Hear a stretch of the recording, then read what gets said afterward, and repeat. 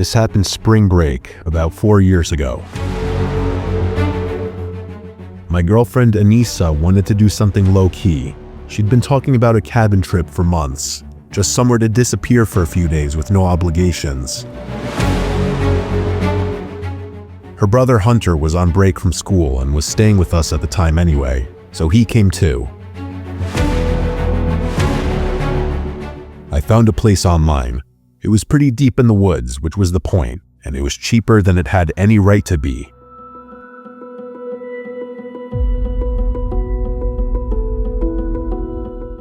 I remember thinking that briefly and then not thinking about it again.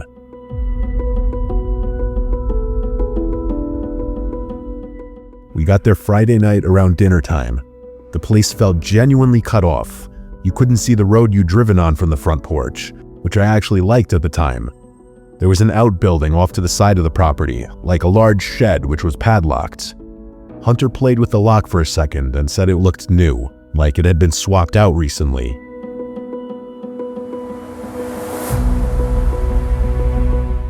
I said it was probably just the owner keeping equipment in there. We didn't really think much of it. It was getting dark, so we went inside and immediately started making dinner. That first night was fine. We had a few drinks on the porch and went to bed pretty early. I can't remember exactly when, but it started lightly raining at some point. The woods were really loud, which was a major surprise, at least to me. It was this constant wall of insects and frogs, and something about it was actually really calming.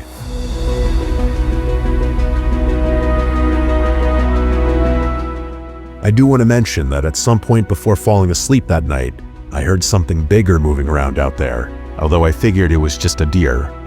I fell asleep not long after that. What woke me up was a sound like something hitting the side of the cabin. I don't know what time it was exactly, let's just say 2. I froze there in bed for a minute, wondering if what I heard was just part of my dream or not.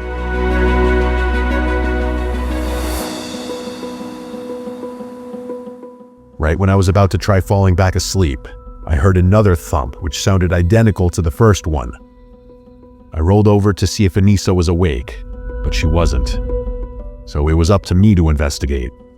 I really didn't want to, but if there was a bear poking around out there, it would have been better to know about it than to not know. So I reluctantly got out of bed and grabbed one of our flashlights. I didn't want to go outside, but the outdoor visibility through the cabin windows was limited. Despite that, I noticed what appeared to be footsteps on the ground near the outbuilding, which was incredibly alarming. Those footprints could not have been ours because none of us had been outside the cabin after the rain had started, at least not to my knowledge. I reasoned that it was possible Hunter had gone out there without me realizing, so I figured I'd ask him in the morning. Still, I was pretty confident that he wouldn't have done that, which made the situation all the more eerie.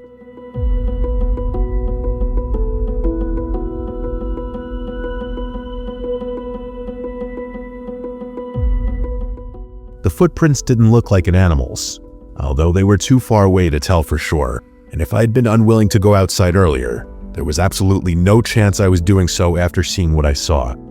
I made sure the place was locked up and went back to sleep. Unfortunately, the night was far from over.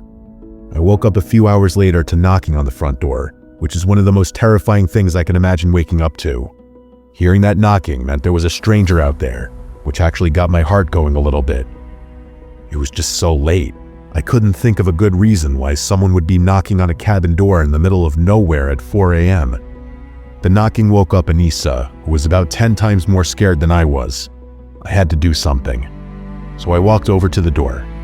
Before I could even announce myself, the person on the other side said he was a forest ranger and that there'd been some kind of incident in the area and he needed to do a welfare check.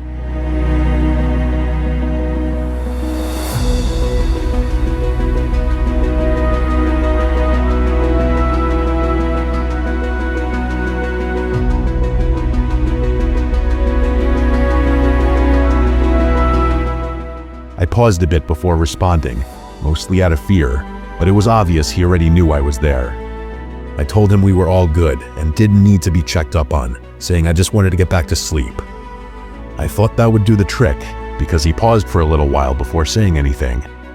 But then, instead of leaving, he said he'd need to ask us a few questions.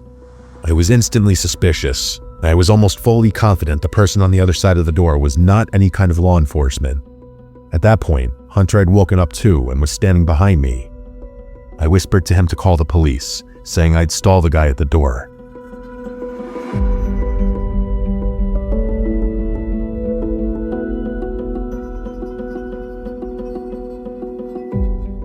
I went back and forth with him, giving him nothing answers without telegraphing my suspicion. After a little back and forth, Hunter walked up to me and whispered that the police said no rangers had been dispatched to the area. That's what I suspected, but hearing Hunter actually vocalize it made my heart rate kick up again. I was scared and downright panicking at that point. It was 4 a.m. We were truly in the middle of nowhere, and some guy was banging on the door pretending to be a ranger. I don't know how, but it felt like the person on the porch could sense my fear because he raised his voice and started banging on the door a little harder. I told the person I wasn't going to open up and I wasn't going to answer any questions, which only seemed to anger him. He started demanding I open the door, threatening to kick it down and telling me I'd be arrested for failure to comply. That's when Anissa screamed at him to go the fuck away, which only made things worse. He started kicking the door, and when it didn't give, he stomped around the cabin. I yelled at Anissa to go lock herself in the bathroom, which she did. Hunter and I grabbed some knives from the kitchen and just kind of tracked the guy's sounds around the cabin. I was beyond terrified, but I had no choice but to prepare for a fight. This guy meant us harm. This guy was trying to break into our cabin and kill us.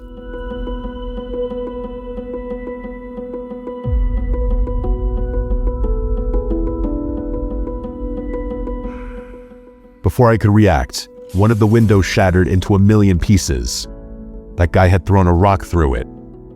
I was ready for him to jump through, but he didn't. It was the tensest moment of my life. After what felt like forever, with Hunter and me just staring at a broken window, I heard police sirens approaching. I'll fast forward through this next part. The police searched the area, but miraculously, they couldn't find the guy. Hunter was furious. He was practically yelling at the officers that the freak had been on the property less than a minute before they arrived, so he had to be close by still. The officers said there was nothing they could do and advised us to just pack up and leave. So that's exactly what we did. It's not like we had much of a choice. But Hunter wouldn't let go of how incompetent those officers were being.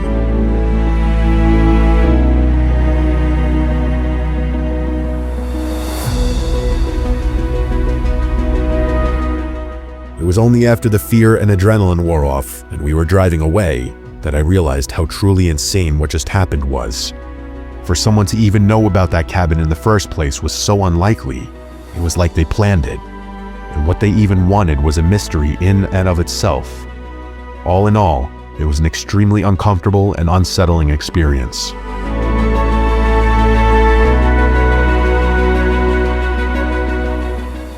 All in all, it was an extremely uncomfortable and unsettling experience.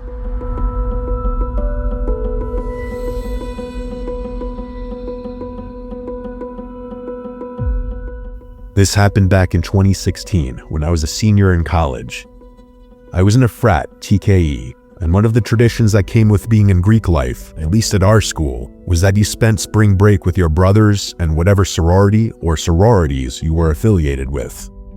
The groups were typically huge, usually 30 or 40 people, and everyone packed into the same rental or resort for the whole week.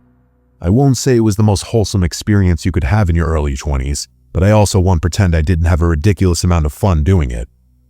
That particular year, the plan was Acapulco. I don't remember whose idea it was originally, but within a few weeks, we had something like 40 people booked at this resort on the Pacific coast. The main character in this story isn't actually me. It's my buddy Sahil. I'm going to try putting this as nicely as possible. He was the kind of person who, no matter what situation you put him in, was going to find a way to make it louder and more complicated than it needed to be. I say that with total affection because Sahil was genuinely one of the best people I knew in college. He just had absolutely zero self-preservation instincts and no impulse control, which was especially problematic because he was incredibly impulsive.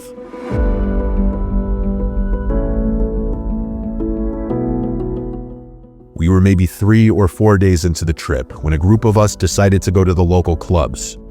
It was a great time, right up until Sahil, true to form, started scanning the room looking for someone who could get him something.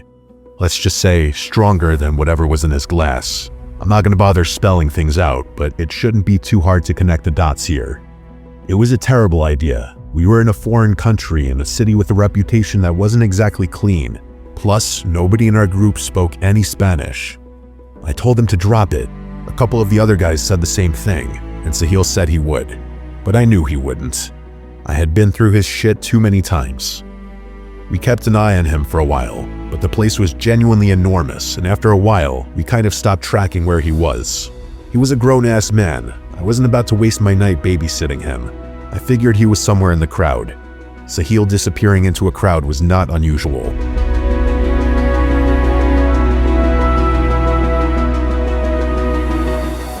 I went about my night with my other friends, and it was a great time.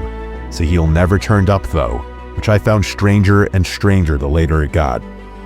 I don't remember what triggered it, but one second we were all drinking and partying, having a good time, and the next, we were all frantically trying to contact Sahil. He wasn't answering anyone's text messages, and when we called his phone, it went straight to voicemail, meaning it was dead. That wasn't good. Sahil may have been a crazy dude, but he was an organizational freak. He wouldn't just let his phone die like that. After a little while longer, we made the call to leave. Odds were he was back at the resort, and we'd find him passed out in his bed. The sidewalk outside was a mess of people trying to get cabs all at once, so a few of us walked about a block and a half before pulling out phones to call a driver. It was probably around 1 a.m, so we're just standing there waiting on a driver, when who do we see but Sahil, stumbling towards us out of the darkness.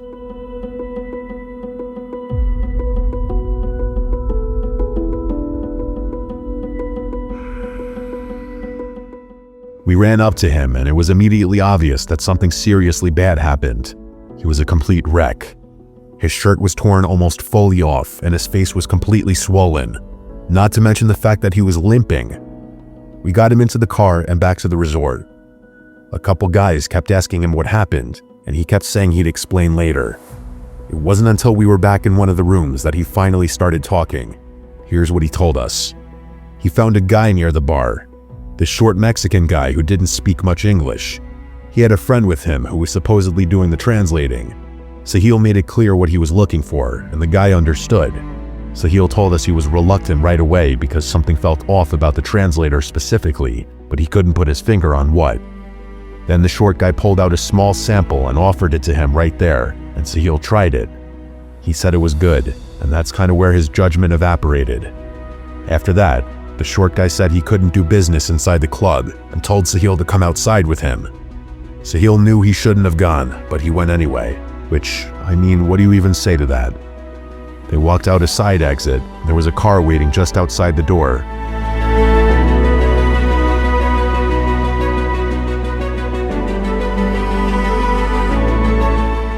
Before Sahil really understood what was happening, they were already pulling him into the back seat. They drove. He said it felt like maybe 15 or 20 minutes, but he was panicking and not exactly thinking straight, so he honestly wasn't sure. What he was sure about was that they went rummaging through his pockets the second the car started moving. They robbed him, and when he tried to resist, they beat him senseless. They destroyed his phone and stripped him of everything of value. What saved him was that at some point during the drive, one of the guys asked him why there were so many Americans in the city right now, and Sahil, without really thinking about it, explained that he was there on spring break with dozens of other students from the same university who were all staying at the same resort. He had no idea at the time that he was essentially talking his way out of being killed or trafficked. The two guys went back and forth in Spanish for a while after that. Then the car pulled over and they threw him out. He landed on some random road he didn't recognize and just started walking. He didn't know where he was, so he had no choice but to just walk in the direction he thought the car had driven, and by some miracle, it turned out to be the correct decision. I really don't know what would have happened to him had he not run into us, or if he had left the club 20 minutes sooner. We debated calling the police for about 3 seconds before unanimously deciding that was probably the worst idea for everyone involved, Sahil included. Besides the guys in our immediate group, nobody at the resort ever found out what happened.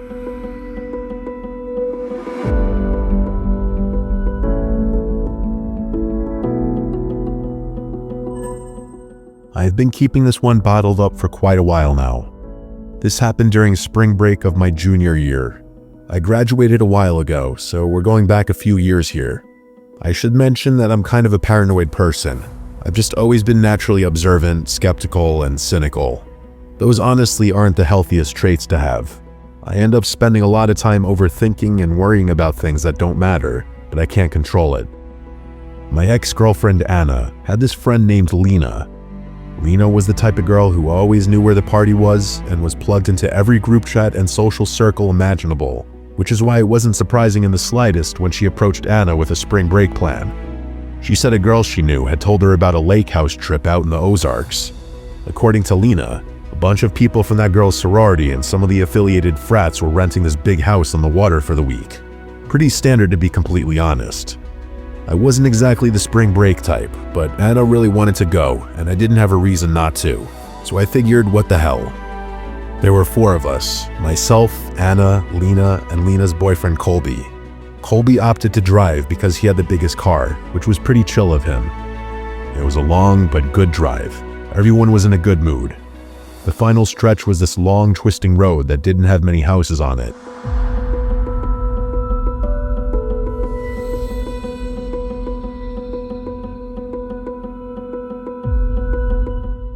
We pulled up to the house around 5 in the afternoon, and my first thought was that Lena had severely undersold it. The place was massive, right on the lake with this humongous wraparound deck and a dock that went way out over the water. It was the kind of house that makes you wonder who actually owns it. There were also way more cars in the front of the house than I was expecting. Lena had made it sound like there'd only be 15 to 20 people, but I counted at least 25 cars in the grass lot next to the house, with more parked down the road because there wasn't room. That's where Colby had to park. We walked up the front steps to see a guy standing near the front door. He seemed to be about our age, or maybe a little older. He introduced himself, but I don't remember his name, so I'll just call him the host. He seemed friendly enough, but the very first thing I clocked about him was that his speech seemed rehearsed, like he'd had this exact conversation multiple times. And to be fair, he probably had, but it still felt weird to me.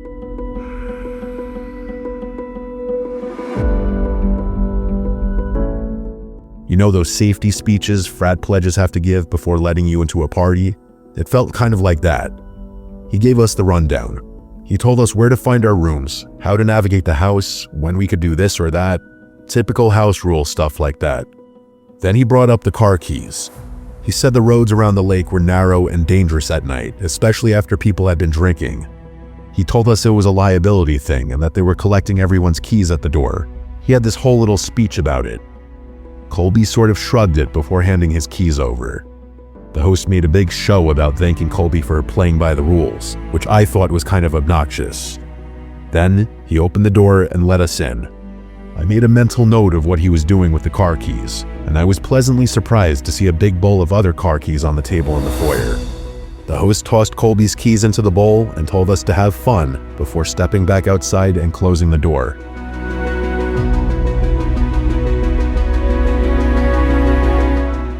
We went and found our room, which had 2 double beds and a tiny balcony that overlooked the water. We put our stuff away and went back downstairs. Lena was really eager to find her friend, so we followed her. It didn't take long to figure out where the main lounge was. It was this giant open room on the first floor that was lined with full glass windows, so you could get a wraparound view of the water. It was honestly pretty awesome. There must have been at least 30 people hanging out in that one room. But the weird thing was that Lena didn't recognize a single one of them. They all looked like college kids, Greek life people even, but Lena couldn't find her friend or anyone else she knew in the crowd.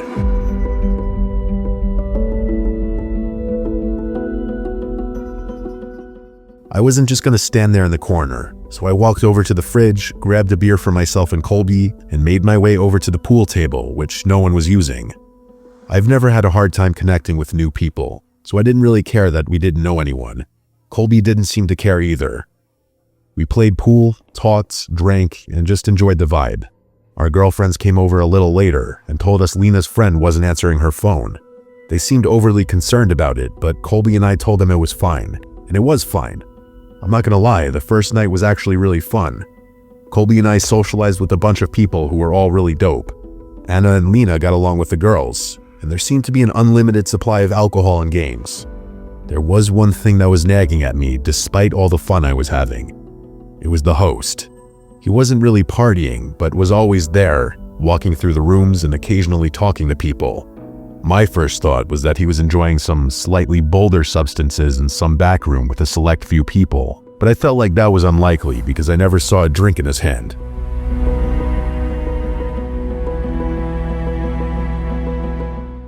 At one point, I saw him standing near the back door with a clipboard, like an actual physical clipboard with paper on it, and he was writing something down.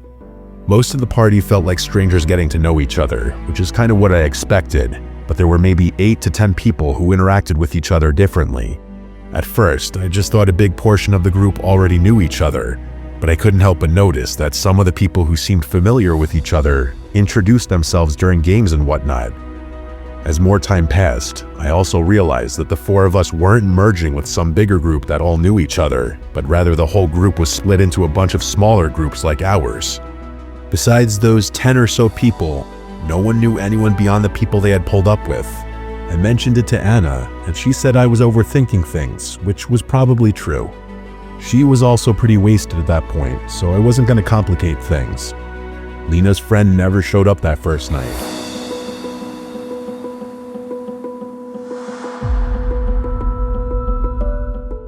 The next morning, I woke up earlier than everyone else. I went down to the kitchen and made myself a coffee. Then I went out on the deck to sit by myself for a while. I made note of the fact that the bowl with everyone's keys wasn't by the front door anymore, which was a little odd. I wanted to be left alone, so I chose to sit on the side of the house, with the driveway to my left and the water to my right. It was actually really peaceful. Around mid-morning, I noticed a couple I'd seen the night before packing up their stuff. They said goodbye to a few people, and I watched them drive out of sight. Fast forward till later that night, and we're sitting by the bonfire. I was sitting with Anna and a few other people when I happened to glance across the fire toward the far end of the circle. There was a couple sitting together, slightly further back from the group than everyone else. They were positioned with the fire between us, which made it harder to get a clean look. But I kept watching. I realized it was the same guy and girl from earlier, the ones who had left in the morning. I was dead certain of it. I told Anna, and she gave me this confused look.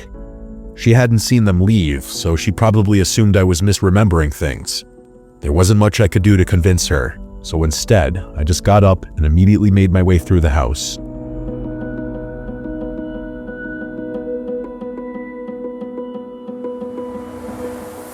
I remembered which car was theirs, so I was going to see if it was still gone. I made it to the driveway, and to my surprise, the car wasn't there. Despite that, I was positive the people I had seen were the ones who had left, but by the time I got back to the bonfire, they were gone. I couldn't find them anywhere, and it bugged me for the rest of the night. I didn't bother telling Colby or Lena, and every time I mentioned it to Anna, she told me I was being a psychotic buzzkill. The next morning, I made it a point to wake up really early again. I wanted to go for a walk. I'm not really sure what it was I was looking for, but I needed to convince myself that I wasn't trapped and that there was something outside that house and those people. About a quarter mile down the road, past a bend where you couldn't see anything from the house, there was an equipment shed, some kind of storage building for groundskeeping staff. I walked around it, and my jaw damn near hit the floor. It was the couple's car from the day before. I was sure of it. I just stood there. I don't know how long. I wasn't scared.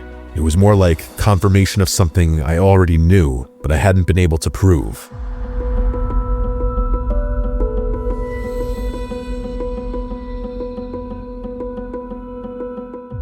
I turned around and walked back to the house without telling anyone. I was starting to freak out after that. Why would someone pretend to leave? And then I started thinking about those people they had been saying goodbye to, and I wondered if they were in on it as well. I knew what I had to do. That afternoon, I found that couple near the dock. It took me a really long time to find them, and I had to make up some bullshit excuse to tell Anna. I didn't even sugarcoat it. I just bluntly asked them if they had left the morning before. They both gave me a funny look and acted like I was crazy, but I could tell my question struck a nerve. I swear to God, though, it was like everyone around could hear our conversation. There weren't that many people around, but while I was standing there, everyone quieted down a little bit, and I couldn't help but feel like there were eyes on me. Luckily, Anna appeared out of nowhere and told me to have a drink with her.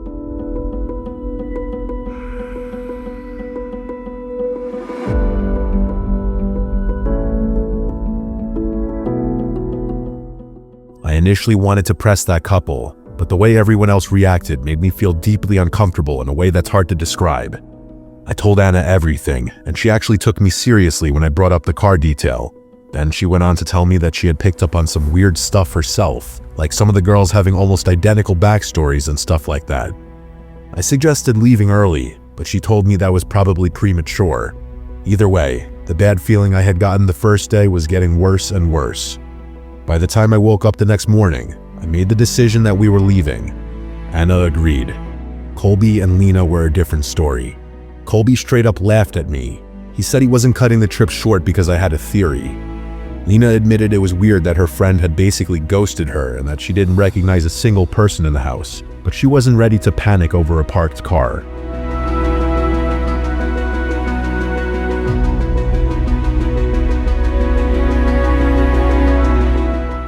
We argued about it for a little, and I was actually stunned by how stubborn they were both being. It's not like Anna and I could have left on our own. We needed Colby's car. We ended up compromising, and the plan was to stay one final night. I was cool with that until we went downstairs for breakfast. Every single set of eyes was on me. I felt it and I didn't like it. It wasn't obvious, and I tried convincing myself I was just having a paranoid freakout, but people were definitely looking at me. A lot of people, which I found incredibly off-putting because most of the people that were looking at me hadn't even been part of the group that had seen me question that couple. I started feeling like something really, really terrible was going to happen if we stayed in that house for even a moment more. Anna felt the eyes too, because she whispered to me that people were looking. I got up from where we were sitting and walked right over to the host, who was standing near the corner of the room.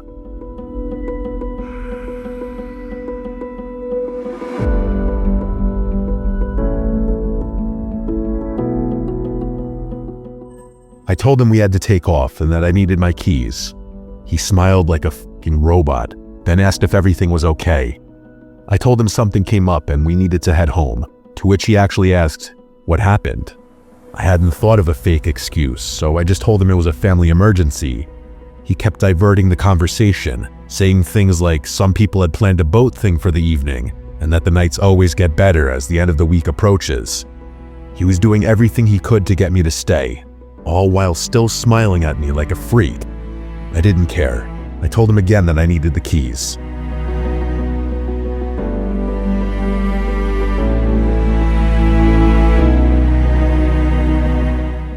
I cannot verbally explain how awful that feeling was.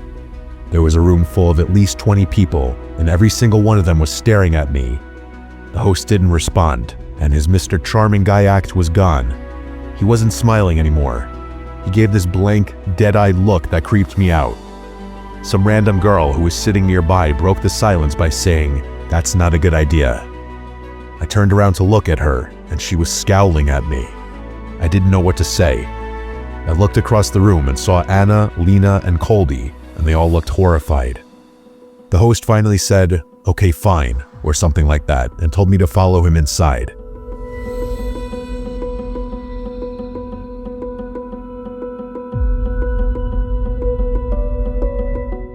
I saw Anna getting up to follow me, but when he saw her move, he put his hand out and said no in a loud, aggressive way that genuinely startled me. It was almost violent. He told me that only I was to follow him, so that's what I did. He led me through a maze of hallways before we reached a room with everyone's keys hanging on hooks. He didn't even ask me which set was mine. He just picked them out because he clearly already knew.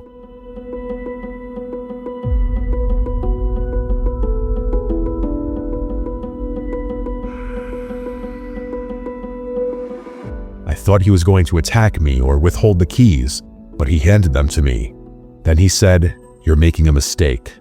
I didn't give a shit. As soon as I had the keys in my hand, I made my way back over to my group. When I got back to that main room, the music was back on and people were laughing and talking again, like nothing had happened. It was freaky. Anna, Colby, and Lena were in the same spot, and I told them we were going. We were packed and out of there in 10 minutes. The entire time, I felt like someone was going to try and stop us, but no one did. As Colby started driving off, I looked back at the house to see the most unsettling thing yet. There were about a dozen people standing on the deck, watching us leave. They were standing in a line, not talking, and it was very obvious they were watching us. I noticed a couple more people looking through the windows, which pretty much confirmed what I had been suspecting all along. There was something up with that f***ing house.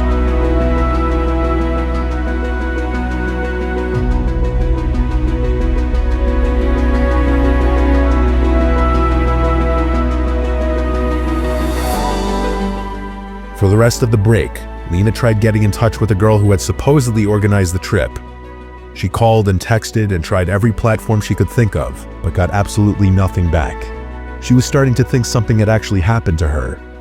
It wasn't until we were back at school that Lena finally tracked the girl down. This is honestly the craziest part of the story. It turned out that her phone had been stolen about 2 weeks before spring break. She had gotten a new number but hadn't told everyone yet. The person who told Lena about the plan wasn't her friend. It was some stranger. Not a single message came from her.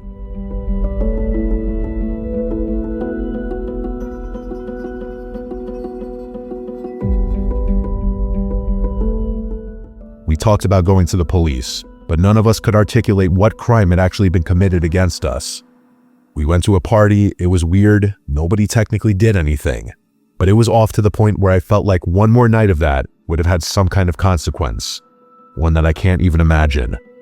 This is something I'll never stop thinking about, mostly because it's such a mystery, and the more you think about it, the less it makes sense.